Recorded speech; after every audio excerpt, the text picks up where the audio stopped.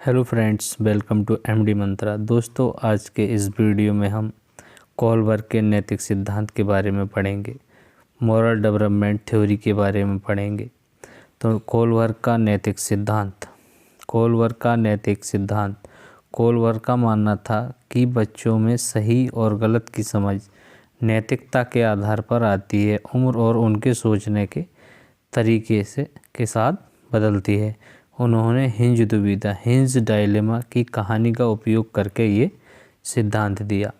Hinge की एक story दी जिसमें हिंज की बीवी बीमार होती है। वह मेडिकल से दवाई लेने जाता है। वहाँ से मेडिकल वाला बिना पैसों के उसे दवाई नहीं देता है और हिंज चोरी कर दवाई ले आता है और अपनी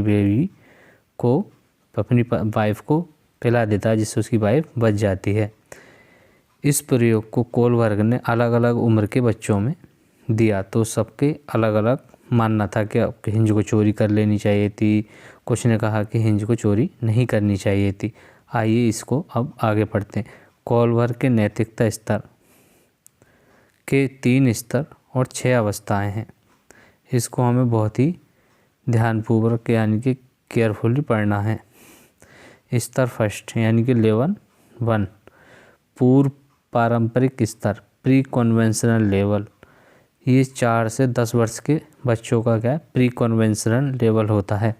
इस स्तर पर बच्चा खुद के नियमों से नहीं बल्कि बाहरी पुरस्कार, दंड से प्रभावित होकर काम करता है। इसकी पहली अवस्था क्या थी? फर्स्ट स्टेज, आज्ञा और दंड अभिविन्यास यानी पनिशमेंट एंड ओबीडियंस। बच्चा सोचता है कि अगर दंड मिला तो काम गलत है। अगर दंड मिलता है किसी भी काम का तो वह गलत है, और दंड नहीं मिला तो काम सही है। दंड नहीं मिला तो काम सही है। उदाहरण इसका हम देखेंगे। मैं चोरी नहीं करूँगा क्योंकि पुलिस मुझे पकड़ लेगी। मैं चोरी नहीं करूँगा क्योंकि पुलिस मुझे पकड़ लेगी। इसकी सेकंड स्टेज क्या? आत्म केंद्रित प्रतिफल अभिविन्यास। आत्म केंद्रित प्रतिफल इंस्ट्रूमेंटल रिलेटिव्स। इसे जैसे को तैसा, टिट फॉर टैट भी कहते हैं। बच्चा वही करता है जिससे उसका फ़ायदा हो। उदाहरण, अगर तुम मुझे अपनी पेंसिल दोगे तभी मैं तुम्हें अपनी रबड़ दूंगा। यानी कि तुम मुझे अपने टिफ़िन से खाना खिलाओगे तभी मैं आपको अपना टिफ़िन आपके साथ शेयर करूंगा। पहली अवस्था होगी आज्ञा और दंड अभिविन्यास, यानी कि वह आज्ञा का पालन करेगा और दंड अगर मिल रहा है तो उस काम को नहीं करेगा। सेकंड स्टेज, आत्मकेंद्रित प्रतिबल। अगर जैसा आप मेरे साथ करेंगे वैसा ही मैं आपके साथ करूंगा। ये सेकंड स्टेज हो गई। अब हम चलते हैं सेकंड स्तर के साथ। सेकंड स्तर पारंपरिक स्तर, कन्वेंशनल लेवल। ये 10 से 13 वर्ष के बच्चों के बीच होता है। यहाँ बच्चा समाज के नियमों, परंपराओं और दूसरों की उम्मीदों के अनुसार नैतिकता तय करता है। क्या? दूसरों की नियमों परंपराओं दूसरों की उम्मीदों के साथ क्या करता है? अनुसार नैतिकता तय करता है।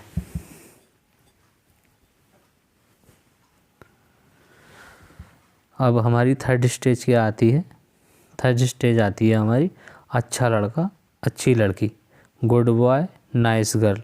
दूसरों की नज़र में अच्छा बनने की इच्छा होती है। पारंपरिक स्तर यानी कि समाज के नियम और दूसरों की उम्मीद, यानी कि वो कैसा उससे उम्मीद करते हैं। तो मैं सच बोलूँगा ताकि मेरी मम्मी पापा मुझ पर गर्व करेंगे।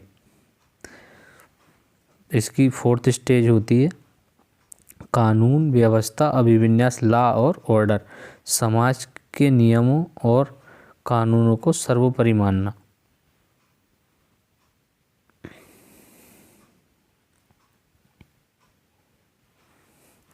समाज के नियमों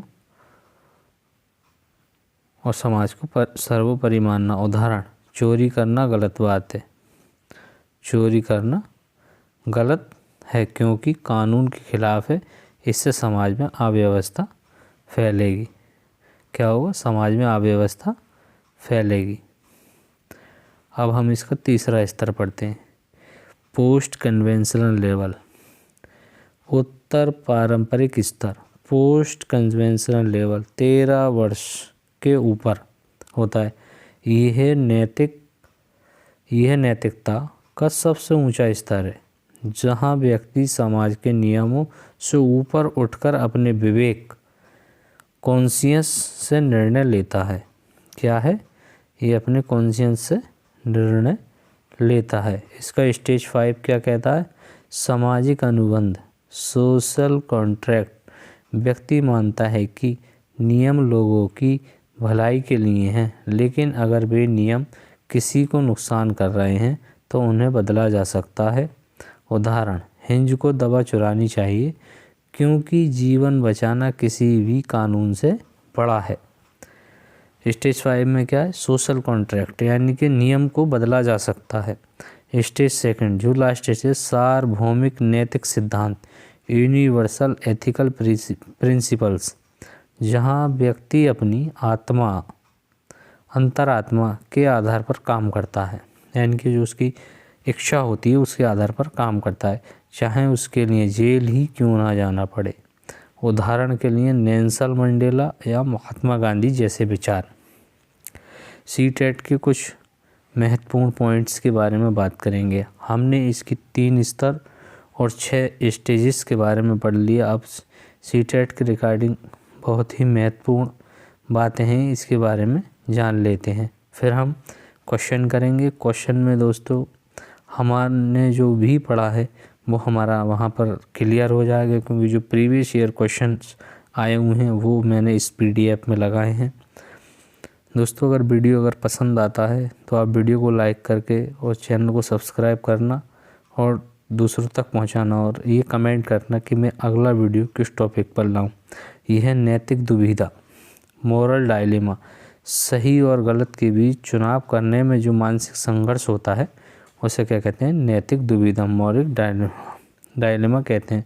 नैतिक तर्कना, मॉरल रीजनिंग, सही और गलत के बारे में सोचने का तरीका। आलोचना, क्रिटिक, कैरल गिलिगन ने कोलबर्ग की आलोचना की। उन्होंने कहा कि कोलबर्ग ने अपने सिद्धांत में पुरुषों का जस्टिस को अधिक महत्व दिया और महिलाओं के केयर कंपनसेशन में नैतिकता को नज़रअंदाज किया। लास्ट ईयर जो क्वेश्चंस आए हैं, पिछले ईयर जनवरी 2024 में क्वेश्चंस आया है हमारा।